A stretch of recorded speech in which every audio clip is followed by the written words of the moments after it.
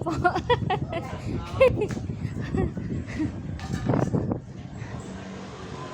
Magandang maglakad ng ganitong oras kasi walang walang masyadong